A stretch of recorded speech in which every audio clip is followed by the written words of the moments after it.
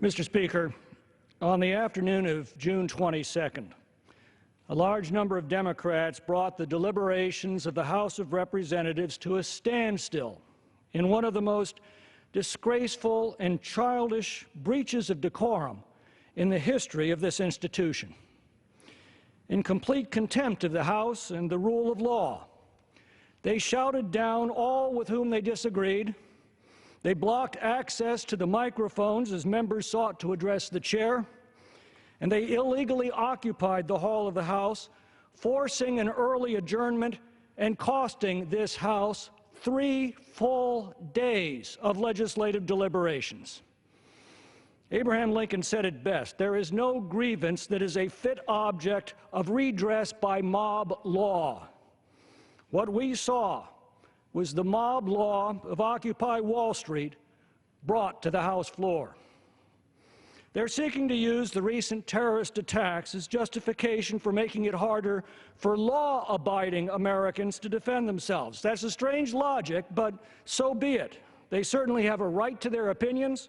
They have a right to express those opinions on the House floor, and they have a right to use all of the procedures of the House to act on their opinions. What they do not have is the right to prevent those with different views from exercising the same rights, and yet that is precisely what they did. These Democratic members have many procedures and opportunities to bring their bills to the House for a vote. They could have executed a discharge petition to bring their bill immediately to the floor. They could have moved to have their bill inserted into any bill pending on the House floor, a common motion that we routinely hear and vote upon several times a week. The fact is, their proposals were considered in the Senate and voted down. Their proposals were considered in a House committee and voted down. Their discharge petition is pending at this desk right now, awaiting enough signatures to execute it. Their only problem is they don't have enough votes. Well, sorry, that's called democracy. The majority of their colleagues simply disagree with them for some very good reasons. Their rights were honored and protected by the Republican majority under the rule of law. Yet they denied those same rights to others by replacing the rule of law with the rule of the mob. And they did so on the most sacred ground of our democratic republic, the hall of the House of Representatives. Instead of working within the time-honored rules of the House to convince the majority to their way of thinking, they decided to tear down the rules. This was the lawless left on full display, and I hope the American people took a long, hard look at it and understand the threat to our democratic traditions and institutions that this conduct reveals.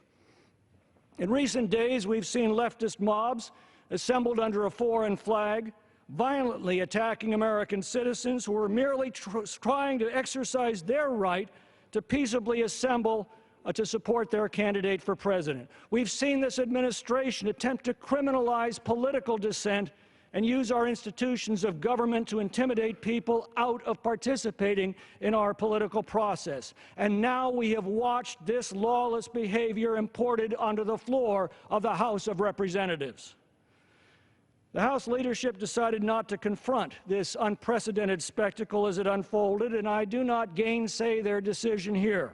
It was obvious the members involved were trying to provoke a physical confrontation.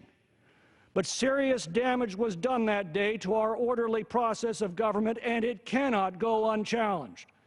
Doing so would establish a dangerous and corrosive precedent antithetical to everything which this institution and our country stands for.